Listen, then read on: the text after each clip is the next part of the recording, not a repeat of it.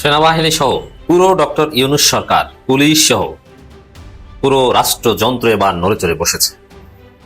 অতএব এবারের নির্বাচনে এক অনন্য নজির স্থাপিত হতে যাচ্ছে, ভিন্ন কিছু করতে যাচ্ছে। ইতিহাসের শ্রেষ্ঠ সুষ্ঠু নির্বাচন হবে। আমি যেটা আগে থেকে বলে আসি, নির্বাচন মানে সুষ্ঠু নির্বাচন। সুষ্ঠু নির্বাচন ছাড়া যে নির্বাচনটা করে নির্বাচন নেই। অতএব বিএনপি এতদিন যে স্বপ্ন দেখতেন যে ভোট চুরি করবেন না, আপনার সব রাস্তা বন্ধ। আপনার একমাত্র পথ জনগণ ফেয়ারলি যে পরিমাণ ভোট আপনাকে দেয় ওইটা নিয়ে আপনাকে সন্তুষ্ট থাকতে হবে।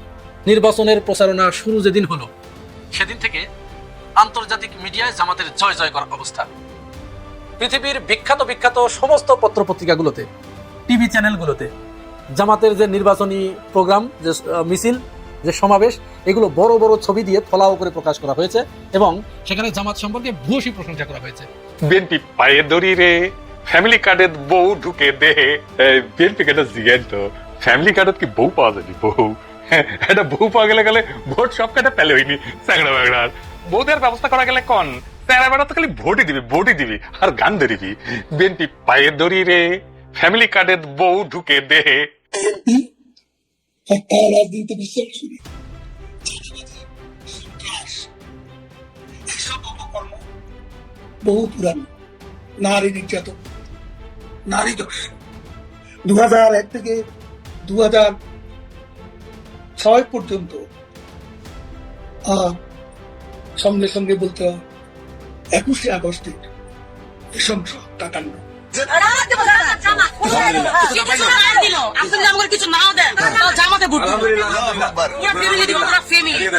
বিএনপির নাম ধরে বলতেছি, যদি নাম বলতে পারেন নাম বলে আলাম, নাম বলতেছি না সম্মান রক্ষার জন্য। কয় মাসুদ ভাই আমার বাপে বিএনপি করে, কি একটা দল করে দেখেন। নেতার পক্ষ থেকে 5000 পোস্টার পাঠানো হয়েছে, 5000 পোস্টারই ধরে দিয়ে চকি নিচে বাঁধে হালাই রাখছে। নেতা ফোন করছে, কয় লিডার করেন কি পোস্টার লাগাইয়া, হ্যাঁ লাগাইতে লাগাইতে আমার পোলা পানে পরে কয় যে মানে জায়গা তো সব রয়ে গেছে, আরো 4000 না হলে তো পোস্টারে টান করে আলাইছে। আপনি 4000 পাঠান অথবা আমার টাকা দেন, আমি ছাপাইলাম। সিস্টেমটা দেখেন, এটা তার নিজের ছেলে বলতেছে। কয় যে মাসুদ ভাই কত বড় মানে কি বলবো, আর নিজের বাপের এসে বলতেছে কত বড় লুটপাটকারী দল এটা। বলে যে লিডার আপনি তো সময় পাবেন না, আমার টাকা দিয়ে দেন, আমি ছাপাইলাম। তার মানে আগের 4000 তো লাগাই নাই, আরো 3000 টাকা খাইয়া তারপরে দল চালায় যারা, তারা নাকি দেশের মানুষের উন্নতি করবে। সাধু সাবধান, বাক্সের মুখ খুলতে বাধ্য করবেন না, তাহলে ভিতরে সব কিছু প্রকাশ করে দেবে। আমরা কারো বিরুদ্ধে লাগালাগি খুচাখুচি করা পছন্দ করি না, কিন্তু আমাদেরকে কুচা দিলে কুচা ফিরাইয়া দেওয়া আমাদের উপরে ওয়াজিব। সেই ওয়াজিব কাজটি করতে আমাদেরকে মেহেরবানি করে বাধ্য করবেন না। লন্ডন থেকে এক নতুন মুক্তি এসেছে, উনি নির্ধারণ করছেন কে মুসলমান আর কে বিধর্মী। এসব চলবে না। আগামীর বাংলাদেশ ডক্টর শফিকুর রহমানের নেতৃত্বে দলের ঐক্যের বাংলাদেশ। বাংলাদেশের বর্তমান সময় জামাতের রাজনীতির জায়গা চাপা পড়ে যাচ্ছে বিএনপি। ভেতরের খবর বলছে আগামীতে ক্ষমতায় আসতে যাচ্ছে নতুন কেউ।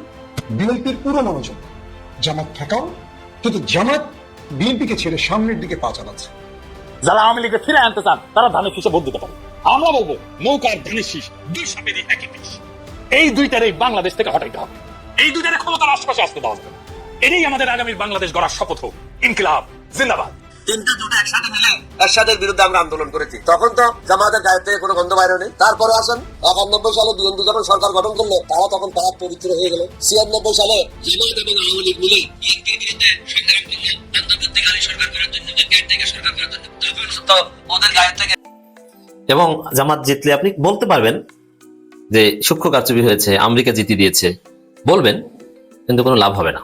যেমন ডাকসুতে শিবির জেতার পর যেরকম আপনি বলেছেন নীলক্ষেতের বেলাটা মুক্ত মুখ, কিন্তু কিছু করতে পারেননি, অথবা বুকে পাথর চাপা দিয়ে হলো মেনে নিতে হয়েছে, ওরকম আপনাকে মেনে নিতে হবে, কিছু করতে পারবেন না। দর্শক, সেনাপ্রধান এর আগে বলেছে সুষ্ঠু নির্বাচন হবে। সেনাবাহিনী পেশাদারিত্বের সাথে সর্বোচ্চ নিরপেক্ষতা বজায় রেখে দায়িত্ব পালন করবে, ধৈর্যের সাথে, প্রজ্ঞার সাথে। হ্যাঁ, করতে বাধ্য। সেনাবাহিনী নিরপেক্ষ থেকে যথাযথ দায়িত্ব পালন করতে বাধ্য, নাম্বার 1। দ্বিতীয় হচ্ছে, পুলিশ বলছে নির্বাচনে নিরপেক্ষ থাকার দায়িত্ব পালনের নির্দেশ আইজিপি, এবং নিরপেক্ষ থাকতে বিএনপির প্রতি পক্ষপাত করবেন না, কায়দা নেই। কেন কায়দা নেই এটা একটু বলি। এই যে পুলিশ প্রধানের যে আমি অত্যন্ত রেসপেক্ট করি জনাব আইজিবিকে, অত্যন্ত ভালো মানুষ, তাকে নিয়ে বিতর্ক করছে অনেকে, বাট অসাধারণ একজন মানুষ, তিনি পেশাদার একজন লোক এবং দক্ষ একজন চৌকস অফিসার। তুমি যেটা বলছেন যে প্রশাসনকে নিরপেক্ষ থাকতে হবে, পুলিশকে নিরপেক্ষ থাকতে হবে, দায়িত্ব পালন করতে হবে, হ্যাঁ নিরপেক্ষ থাকতে বাধ্য হবে। কেন বাধ্য হবে এই অ্যানালজিটা একটু বোঝাই আপনাদেরকে। পুলিশের বা সেনাবাহিনীর 24-এর ট্রমাটা এখনো যায়নি। কি হয়েছিল? তারা কোনো একটা পক্ষের দালালি করেছিল বলে তারা সরকারি চাকরি করে, কিন্তু চাকরি করতে যেয়ে কোনো একটা পক্ষের দালালি করে ফেলেছিল, জনগণের প্রতি দায়িত্ব পালন না করে তারা সরকার অবৈধ নির্দেশ বাস্তবায়ন করতে গিয়েছিল। কেউ ইচ্ছা গিয়েছিল, কেউ অনিচ্ছা গিয়েছিল, কেউ বাধ্য হয়ে গিয়েছিল, কিন্তু যে কারণে চাক না কেন শেষে পরিণতি কি হয়েছে আপনারা জানেন সবাই। তো দেখা গেছে একজন পুলিশ ঝোলানো ফ্লাইওভারের সাথে আর একজন গাছের সাথে।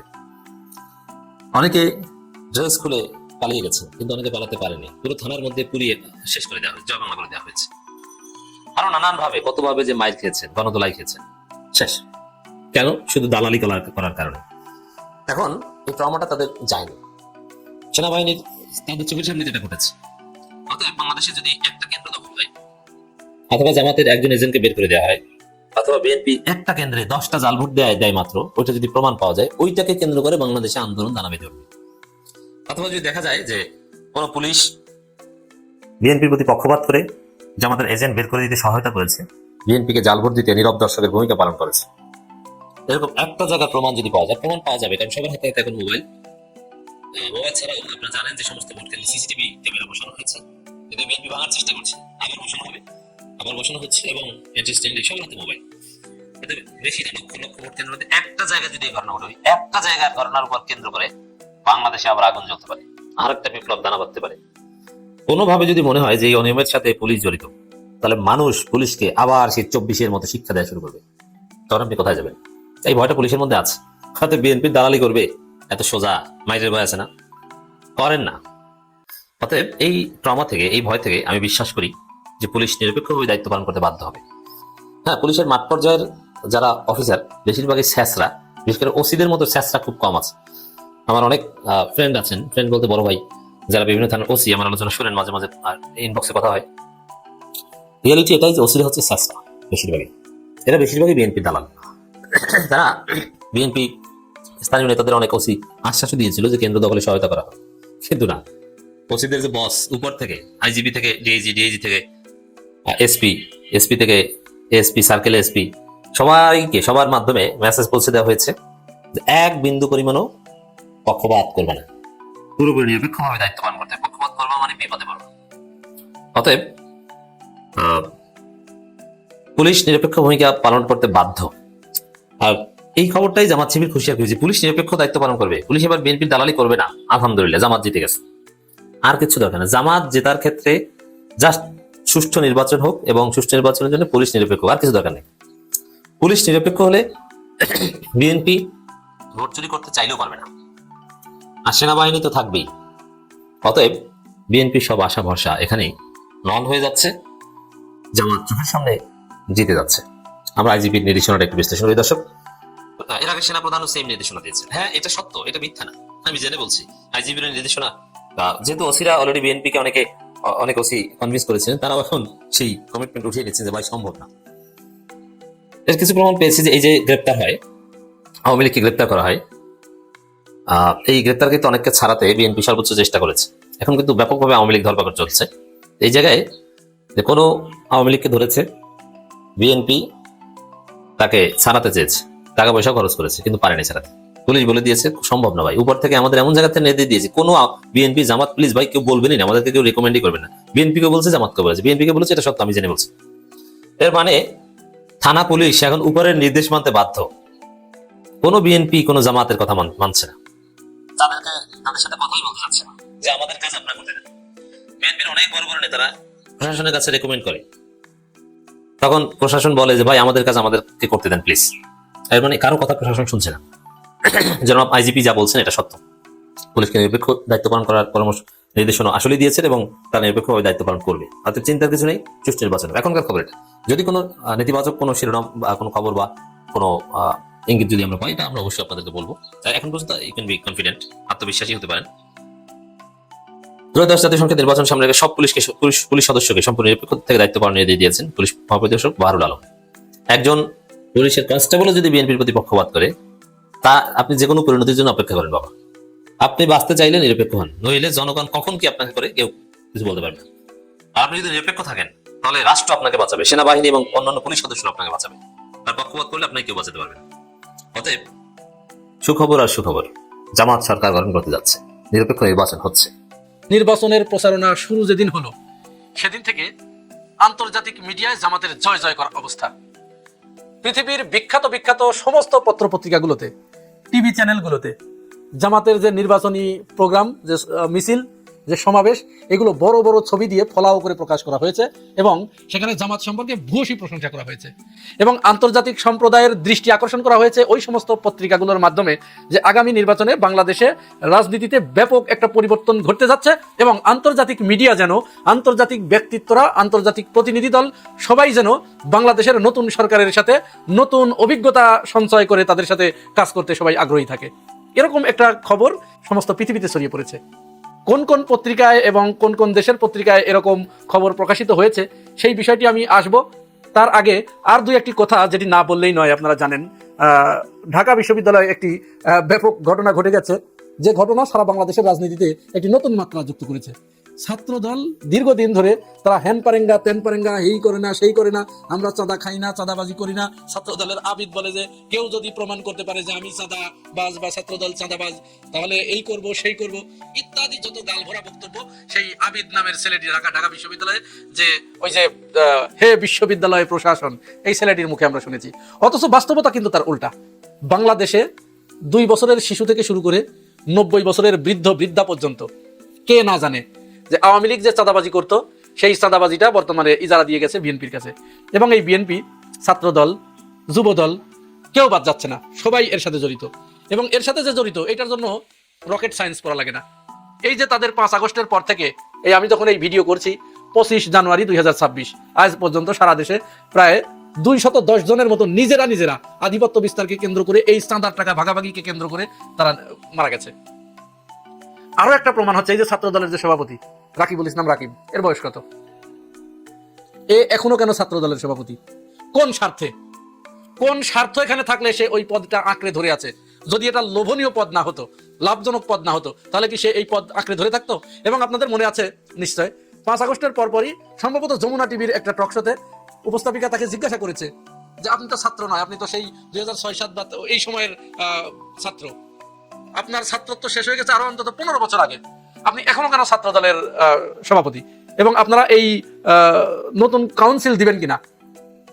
এই রাকিবুল ইসলাম তার জবাবে বলেছিল যে না, আমরা এখন এই মুহূর্তে কমিটি দিব না, কারণ দীর্ঘদিন তারা তো আসলে সমস্ত সুযোগ সুবিধা থেকে বঞ্চিত, তারা কার্যক্রম চালাতে পারে নাই, এই জন্য আমরা এখন কাউন্সিল দিব না। তার মানে কি? অপেক্ষায় প্রত্যেকটা দলের উপদলের তারা অপেক্ষায় রেখেছে যে একটু ওয়েট করো, দল ক্ষমতায় আসছে, তারপরে তোমরা বছর 2-3 খাওয়ার পরে তারপরে তোমরা বিদায় নিবা। উদ্দেশ্য কি এটা নয়? রাকিবুল ইসলাম আজকে ঢাকা বিশ্ববিদ্যালয়ের ডাকসুর উদ্যোগে প্রজেক্টরে তাদের চাঁদাবাজির একেবারে ডকুমেন্টারি দেখানো হয়েছে। রাকিবুল ইসলাম রাকিব সে বলার চেষ্টা করছে যেগুলো গুপ্ত শিবির এই অমক তমক মিলে এই করেছে, কিন্তু ডকুমেন্টস তো আছে ভাই। আপনার তো প্রত্যেকটা কথার সাথে প্রমাণ দিয়ে দিচ্ছে কে কার কাছ থেকে চাঁদা নিচ্ছে, কেন নিচ্ছে, এবং এই চাঁদার কারণেই ডাকসুতে যখন ওই যে ডাকসুর নেতৃত্বে উচ্ছেদ অভিযান শুরু হলো, তখন এই চাঁদাবাজগুলো এরা যদি চাঁদা না পেয়ে থাকতো তাহলে এরা কথা বললো কেন? এটা তো প্রশংসনীয় কাজ ছিল। মাদক সিন্ডিকেট ভেঙে দেওয়ার জন্য যখন তারা উচ্ছেদ অভিযান শুরু করলো, তখন এই ছাত্র দলের সভাপতি আবিদ, হামিম, এই মায়েদ, এরা প্রত্যেকেই কথা বলেছে। এমনকি এই নাসির চাচাও কথা বলেছে যেটা উচিত না, কেন এটা হচ্ছে। তার মানে নিশ্চয় তাদের কোনো জায়গায় কম পড়েছিল, এই কম পড়ার কারণে তারা এটি করেছে, এই কথা বলেছে। এখন তো সেটা প্রমাণ হয়ে যাচ্ছে যে আবিদের নেতৃত্বে, আবিদের নির্দেশেই ওই কাজগুলো হয়েছে ডাকসুতে। এখন আবার তারা মামলার হুমকি দিচ্ছে। মামলার হুমকি দিয়ে কি এই জেনজিরা কি মামলার হুমকি দাম কি এগুলো ভয় পায়? এই একটা ঘটনা ঘটলো। এরপরে তারেক রহমান নতুন একটা জিনিস আবিষ্কার করেছে বাংলাদেশে, ফ্যামিলি কার্ড। এই ফ্যামিলি কার্ড ভাই, এটা যে কি জিনিস আল্লাহর ওয়াস্তে, এটা শেখ হাসিনাও দিয়েছিল এই ফ্যামিলি কার্ড। এটা কিন্তু প্রথম নয়। তারেক রহমান ভাবলো যে এটা বিরাট কিছু, আমি নিজে প্রথম এটার আবিষ্কারক, কিন্তু আসলে তো তা না। এই ফ্যামিলি কার্ড শেখ হাসিনা 1 কোটি দেওয়ার চিন্তা ভাবনা করেছিল, 57 লাখ দিয়েছে। 57 লাখ অলরেডি বাজারে ফ্যামিলি কার্ড এখন আছে। সেইটার এখন ফুলিয়ে ভাবি যে আমি প্রথম এটার আবিষ্কারক, এরকম একটা ভাব ধরেছে। আচ্ছা, এই ফ্যামিলি কার্ড নিয়ে চতুর্দিকে চাঁদাবাজি শুরু হয়ে গেছে। আমি বানিয়ে বলছি না, এই যে ভিডিওটা দেখুন একটু। আপনাদের কাছে কত করে টাকা যাচ্ছে?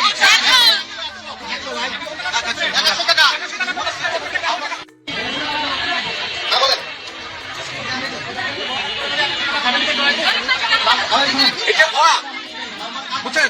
এটা ভুয়া জিনিস, তাই এরা টাকা দিচ্ছে।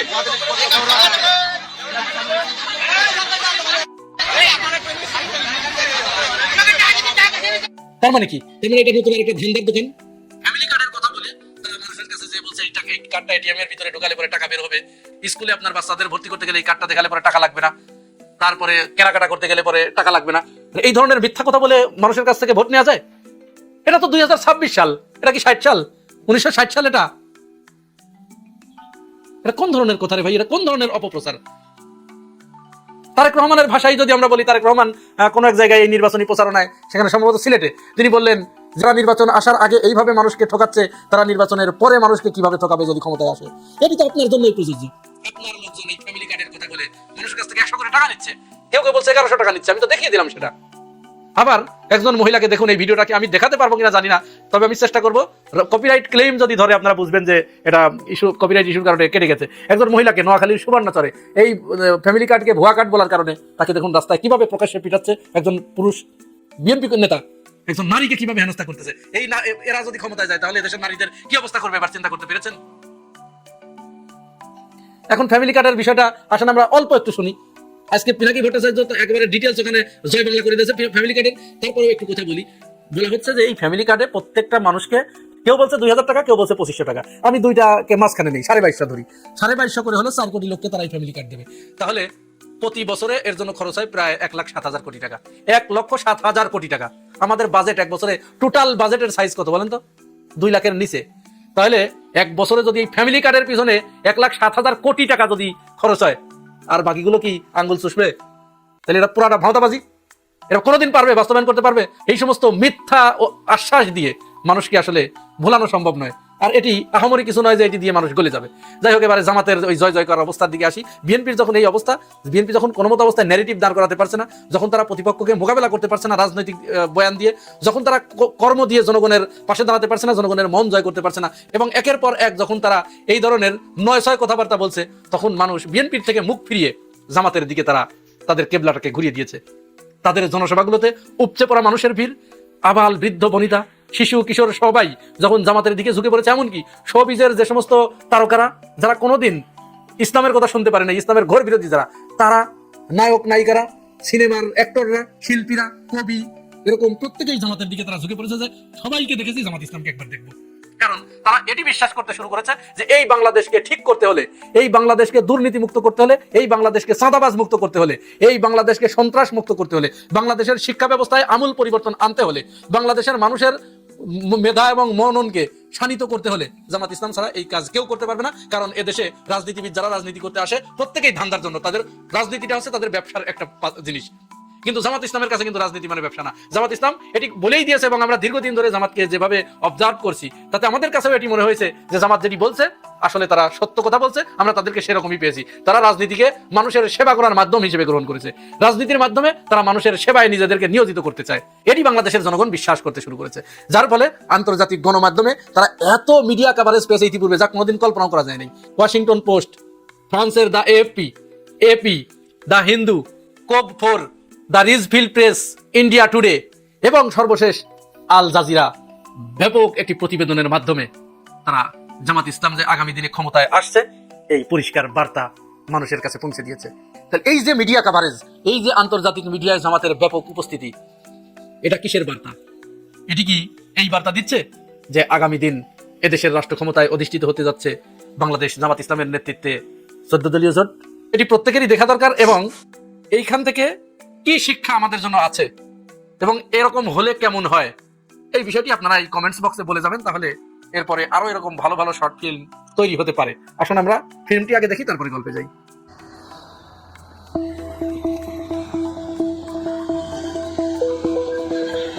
কিরে কই যাবি? স্যার পঞ্চগড় যাবো। পঞ্চগড় যাবি? চোখ লাল কে? কি খাইছ? কিছু না স্যার। কিছু কাজ নাই? না স্যার। আয় নিচে নাম, নিচে নাম। স্যার সত্যি কথা আছে তোর লাগে, নিচে আন। আরে ভয় পাইস না, নিচে নাম। হ্যাঁ বল। না স্যার সত্যি মিটেছি, কিছু খাইনি। কিছু কাজ নাই? কাজ নাই কে? খাইবি? দেবো কিছু? খাবি? কি কোন কিছু তো বুঝলাম না। খাইবি কি না কো? কামাল স্যার দেখ খাওয়ানটা দে। হ্যাঁ দাও ল। আরে ভয় পাইস না, ল। কি আছে?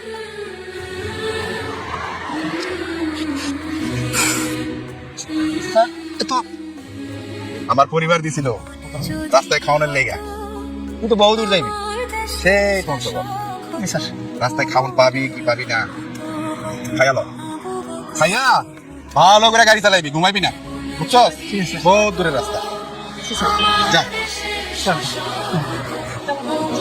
কি ভাবছেন এটা সত্য? এটা স্বপ্ন।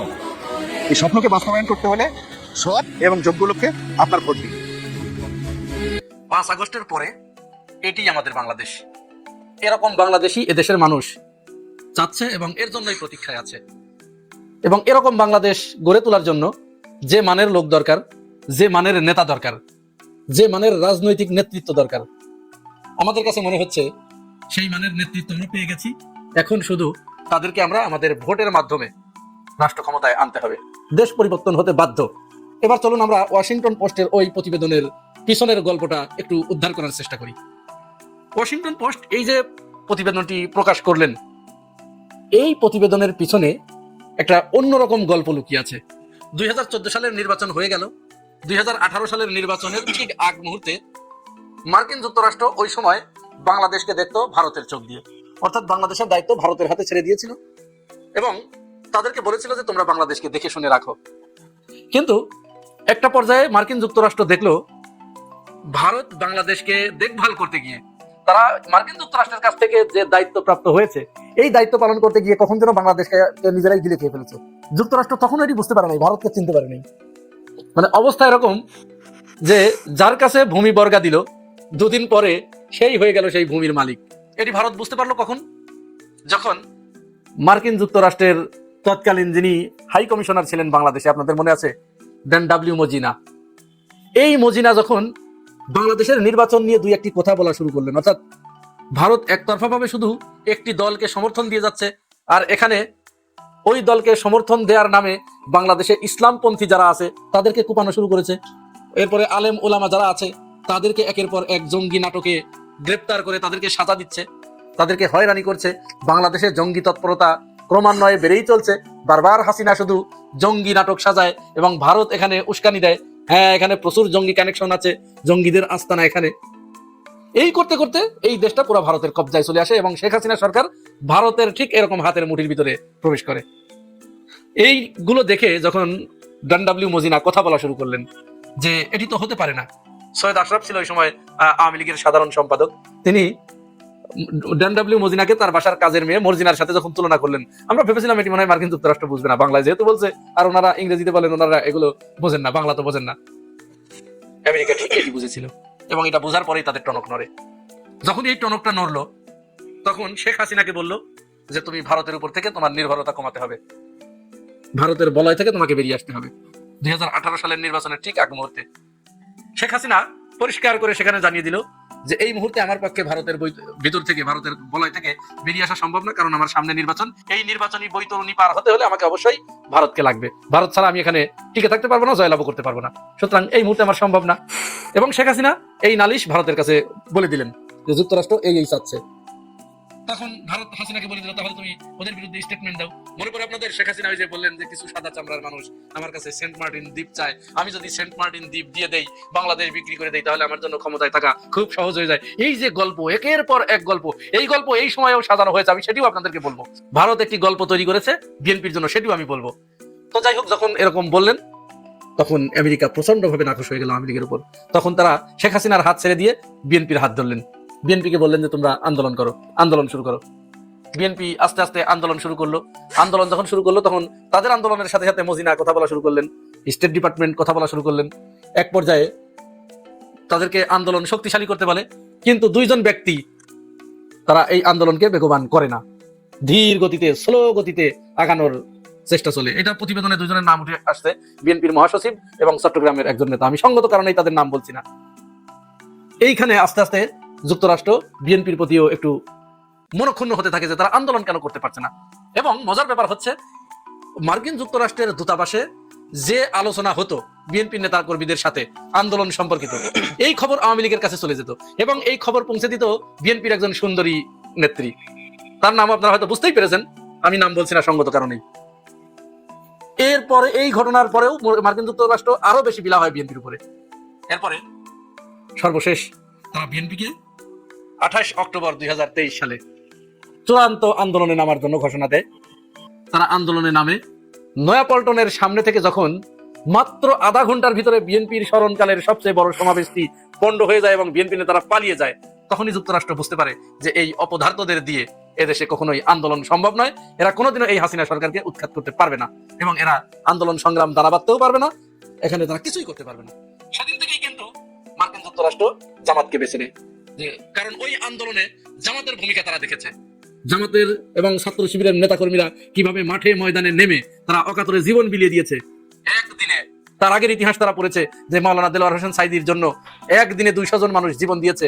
এরপরে জামাতের নেতাকর্মীদের যেভাবে জেল জুলুম করা হয়েছে, তারপরেও দলটি টিকে আছে। তখন আস্তে আস্তে মার্কিন যুক্তরাষ্ট্র চিন্তা করলো যে বিএনপির চেয়ে এই দলটি বেশি শক্তিশালী, আন্দোলন সংগ্রামে তারা বেশি স্মার্ট এবং তারা তাদের দাবি দেওয়ার ব্যাপারে রাজপথের আন্দোলনে, মাঠের আন্দোলনে এই দলটি সবচেয়ে বেশি শক্তিশালী ভূমিকা পালন করতে পারবে। সুতরাং বিএনপির আমার দরকার নেই, আমার দরকার জামাত ইসলাম। ওই ঘটনার ধারাবাহিকতাই ওয়াশিংটন পোস্ট গত 2-3 দিন আগে এই রিপোর্টটি প্রকাশ করলেন এবং এই রিপোর্টটি প্রকাশ করার ক্ষেত্রেও কিন্তু একটা কাকতালীয় ব্যাপার আছে। এটা একটা একজন বাংলাদেশি নারী সাংবাদিকের সাথে মার্কিন যুক্তরাষ্ট্রের একজন কূটনীতিকের কথোপকথনের এই ক্লিপটি কিন্তু একজন অনুসন্ধানী সাংবাদিক তিনি এটি প্রকাশ করে দিয়েছেন। এটি প্রকাশ করার কথা ছিল না, যাই হোক প্রকাশ হয়ে গেছে। এটি জামাত ইসলামের জন্য খুবই ভালো হয়েছে, রাজনৈতিকভাবে জামাতকে বাড়তি একটি সুবিধা দিচ্ছে। এই যে পশ্চিমা বিশ্ব এখন জামাতের সাথে বন্ধুত্ব করতে চায়, এখন ভারত তো এখানে তার তো কিছু করতে হবে। ভারত কিন্তু বিএনপির জন্য ন্যারেটিভ তৈরি করে দিয়েছে। আপনারা ইতিমধ্যেই জানেন যে বিএনপির চেয়ারম্যান জনাব তারেক রহমান তিনি লন্ডন থেকে যখন আসলেন, ভারতের সাথে এক ধরনের চুক্তি করেই তিনি বাংলাদেশের মাটিতে এসেছেন। এই খবর কিন্তু বাজারে চালু আছে। এটি যে সত্য তার বাস্তব উদাহরণ আমরা আজকে পেলাম। বাংলাদেশে ভারতের সাবেক হাই কমিশনার হর্ষবর্ধন শ্রীংলা তিনি বিএনপির জন্য একটি ন্যারেটিভ তৈরি করে দিলেন যে জামাত যদি ক্ষমতায় আসে তার মানে বুঝতে হবে যে নির্বাচন সুষ্ঠু হয় নাই, অর্থাৎ অগ্রহণযোগ্য এবং অসুষ্ঠু নির্বাচন হলেই, ত্রুটিপূর্ণ নির্বাচন হলেই কেবল জামাত ক্ষমতায় আসতে পারে, এছাড়া জামাত ক্ষমতায় আসতে পারবে না। এই যে ন্যারেটিভটা ভারত তৈরি করে দিচ্ছে বিএনপির জন্য, কেন?